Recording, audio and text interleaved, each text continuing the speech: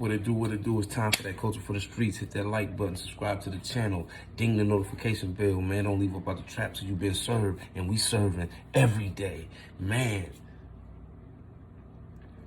Memphis, please tell me this ain't true. Memphis, please tell me this ain't true. Long live Flipper, man. Long live Young Dolph, man. Young Dolph was a good nigga, man. And it's been some months since Dolph done passed, you know what I'm saying? And it's a lot of things coming out, you know what I'm saying? Like, Dolph was the type of nigga break wheat with his niggas. If you pay attention, nobody in PRE ever looked hungry. But at the same time, it's always been a PRE, CMG competition, contact sport type thing going on in Memphis.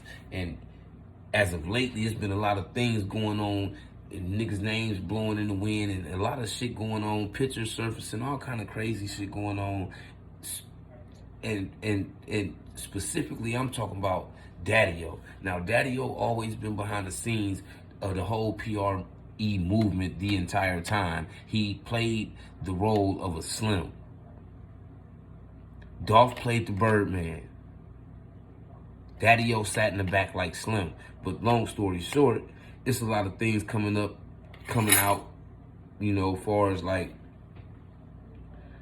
Daddie O meeting up with Jook, which is Yo Gotti's brother, older brother, that was in the streets.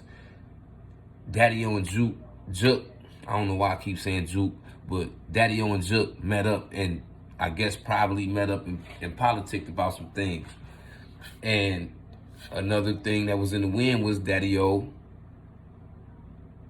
wanted to try to squash the beef and do some things together with CMG. And I feel like that's betrayal when you're thinking about loyalty to a nigga that was loyal to you, to a nigga that represented what y'all created, that y'all built, that y'all planted, and it grew into something. Y'all feed niggas.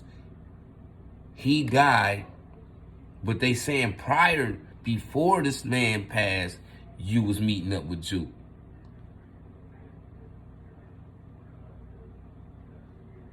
So this kind of make all this a little bit more deeper, because it's definitely deeper than rap.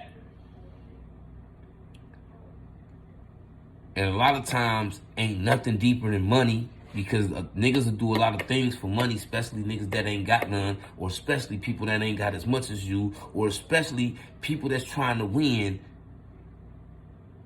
when you winning. And Dolph was one of them niggas, he was winning.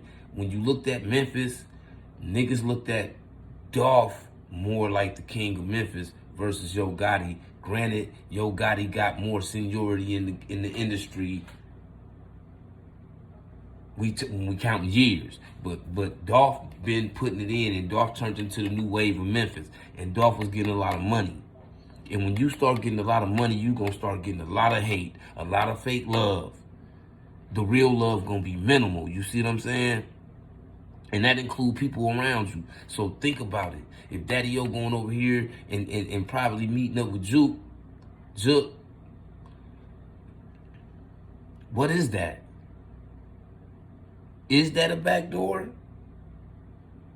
Or is that some positive politics? Because I don't think that Dolph was on terms to where keep in mind, this man been shot by CMG affiliates. Dolph was never gonna squash that. So why would a nigga that's supposed to be like, yo, Slim, when you playing Birdman, go over here and politic with the ops?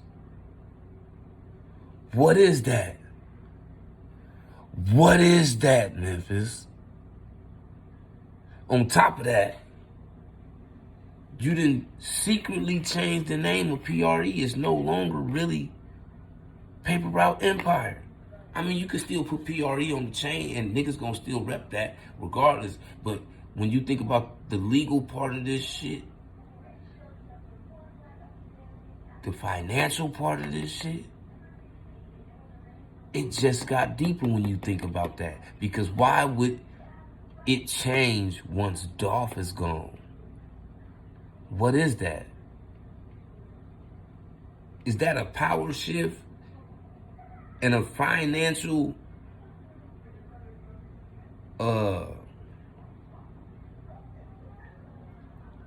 And a financial shice move now that Dolph out the way, because, like, let's just keep it real. With Daddie O interacting with Jook, it kind of make it seem like he playing both sides. Either he playing both sides or he on this side, but he really rooting for that side. So he kind of working for that side. We don't know what's going on with that. I don't really personally know because I wasn't sitting there with them two dudes. But it's something to it because enemies just don't sit down like that. So the whole time that Dolph looked at CMG like enemies, is that the same point of view Daddie O was having? Or the whole time was he thinking different? The whole time was he trying to team up with them? The whole time was Daddie O doing some shiesty shit about money? Was all of this about money? Once Dolph was out the way, stuff changed. Like, you still see PRE still eating. They still doing their thing. Key Glock is the only star over there, though. He gonna do his due every time he drops something because Glock been doing his thing for the last 5 years. That's just what it is.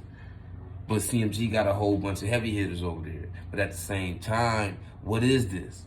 Is Daddie O tapping out now that Dolph gone? Was Daddie O tapping out when Dolph was here and Dolph just didn't realize that this nigga ain't built for it? He really siding with them and not me, and he just didn't see it?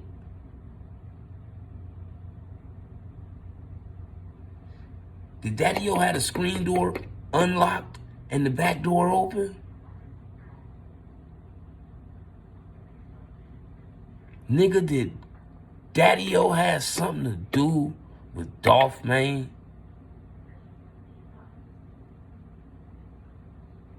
And if he is going behind Dolph back,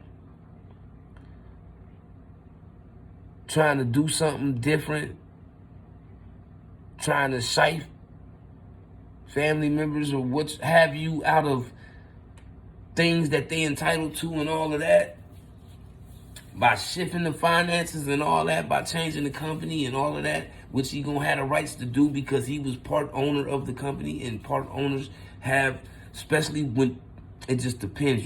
When you own a company, it's 100% right there.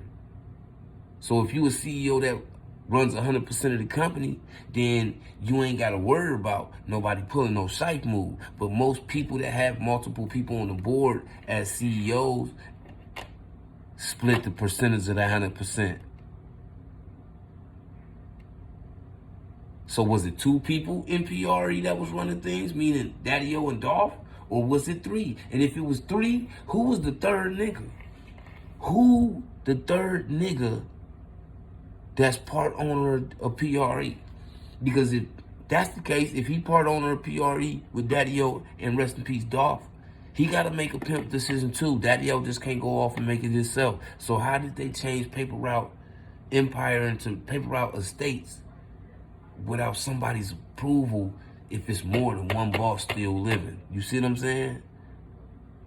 And is anybody under PRE looking at Daddie O like, nigga, what's up with this shit? What's up with this shit we hearing in the street? How you moving? The shiesty things you doing? Or are they blinded by money? Talk to me, because I need to know about this.